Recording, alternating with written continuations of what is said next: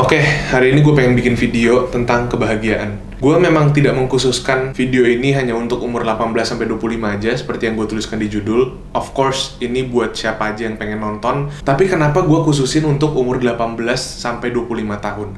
Karena menurut gue, di umur 18-25 tahun ini adalah umur dimana kita nih lagi berusaha untuk mencari jati diri kita, lagi berusaha untuk explore, untuk cari tahu kita tuh sebenarnya orang yang seperti apa, pengen jadi seperti siapa, dan apa yang pengen kita lakukan dalam hidup kita. Dan selain itu juga umur 18-25 tahun itu sebetulnya kita adalah termasuk generasi Z atau yang biasa juga disebut dengan generasi internet.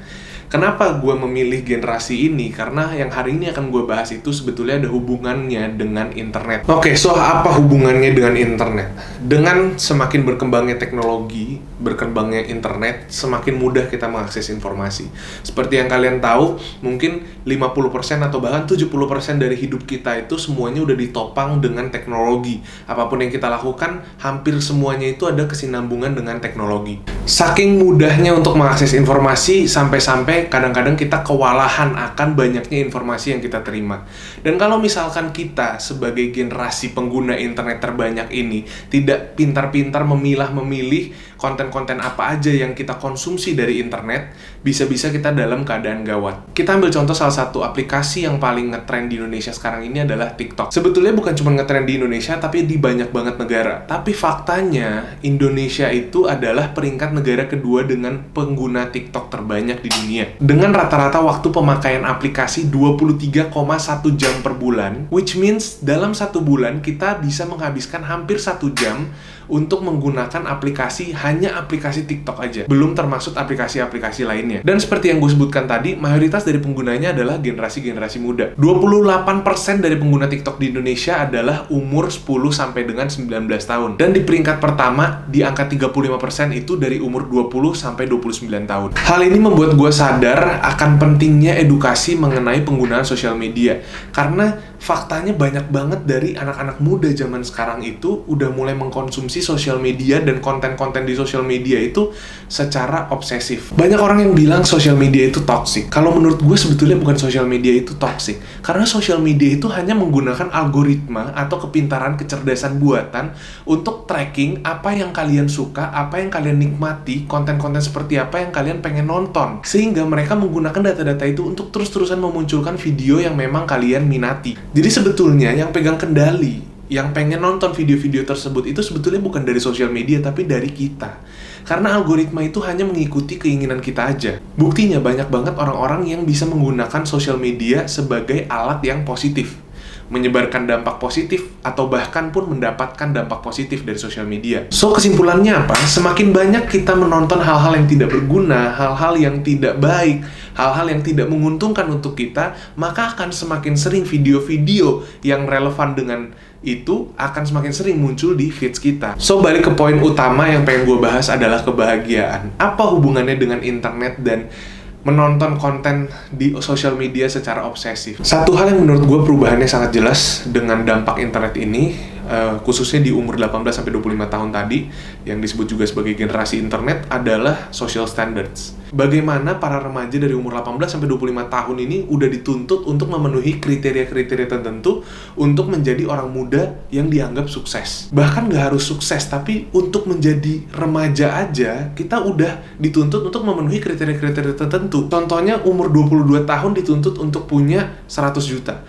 Umur 23 tahun udah harus punya 1M.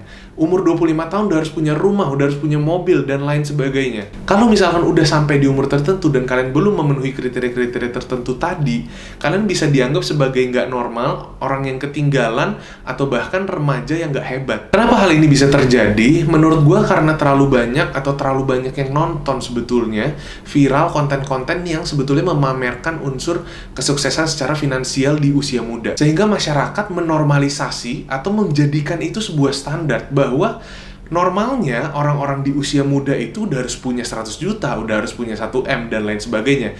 Padahal belum tentu orang-orang yang membuat konten ini pun sebetulnya sudah mempunyai hal itu. Cuman ya, demi konten, demi views, demi attention, mereka melakukan itu. Gue di sini bukan pengen nyalahin konten creator yang buat video-video seperti itu, karena menurut gue memang banyak konten-konten yang dibuat yang sebetulnya tuh tujuannya baik. Tujuannya itu membantu orang-orang untuk mencapai kesuksesan finansial.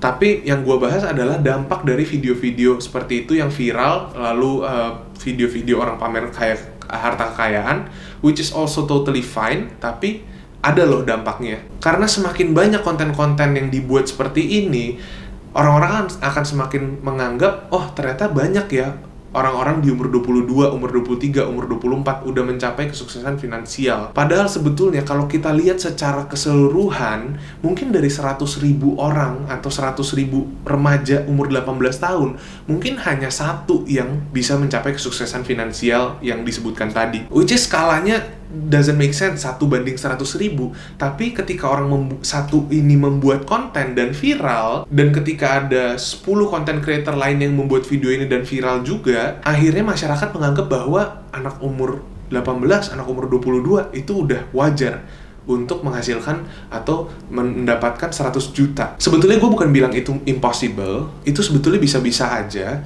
tapi nggak semua orang bisa kayak gitu. Mungkin itu hanya 0,001% dari remaja di Indonesia atau bahkan di dunia ini yang bisa mencapai kesuksesan finansial seperti itu. Tapi kenapa social standards-nya diterapkan ke 100% remaja, ke semua remaja yang ada di dunia ini? Atau kalau misalnya kalian belum percaya, let's do this. Kalian pikirin sekarang juga 10 dari teman-teman terdekat kalian, di lingkungan kalian. Pikirin 10 nama teman kalian dan coba lihat berapa dari mereka yang udah bisa mencapai kesuksesan finansial di usia yang muda. Unless, kecuali kalian adalah orang-orang yang termasuk dalam golongan menengah ke atas, ya. Which kemungkinan kalian punya circle yang adalah orang-orang yang udah generational wealth atau udah keturunan orang kaya. Gue yakin kalian gak bisa nemu lebih dari 1 atau 2 orang yang bisa mencapai kesuksesan finansial di usia muda. Tapi harus teman-teman kalian loh ya. Nggak boleh influencer atau selebriti yang kalian nggak kenal. Harus 10 teman-teman terdekat kalian. So, dengan adanya social standard seperti ini, apa yang terjadi? Orang-orang akhirnya yang nggak bisa memenuhi social standard ini menjadi depresi. Kehilangan percaya diri, merasa dirinya tidak cukup, merasa dirinya tidak capable, merasa dirinya tidak berpotensi untuk menjadi orang-orang yang hebat. So, that's why I'm making this video, because I want to change the conversation. Gue pengen mengubah mindset-nya, culture-nya, balik ke zaman dulu lagi.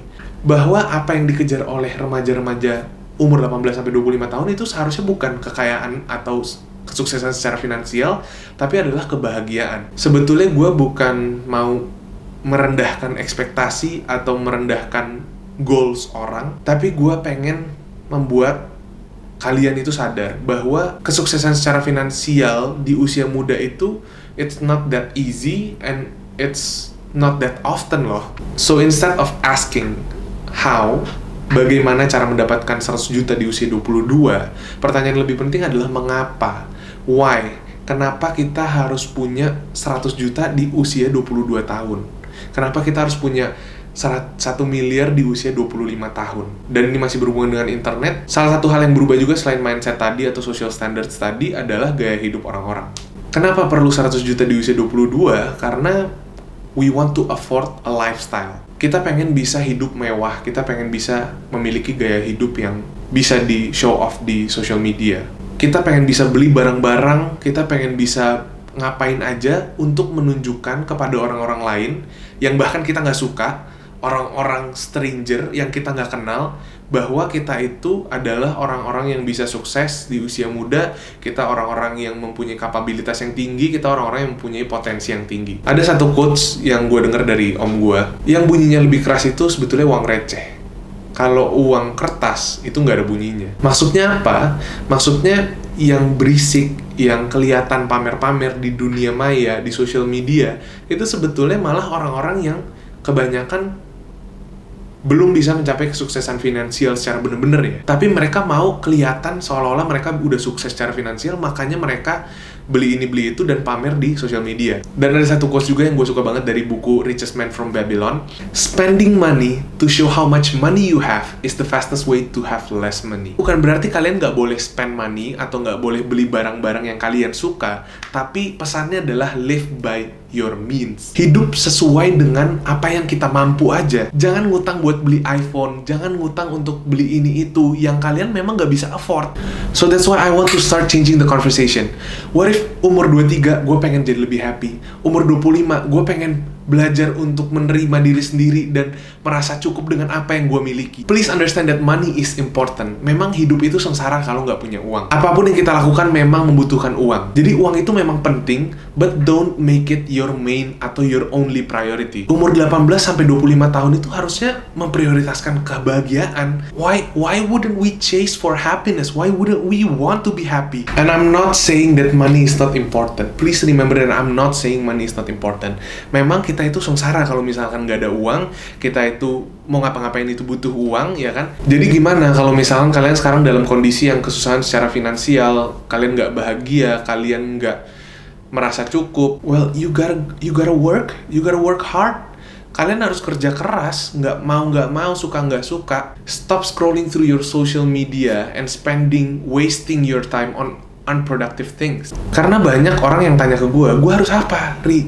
Gue nggak punya uang, gue nggak punya koneksi, kerjaan gue belum bagus, karir gue harus pelan-pelan naiknya, nggak mungkin bisa langsung lompat dan segala macamnya.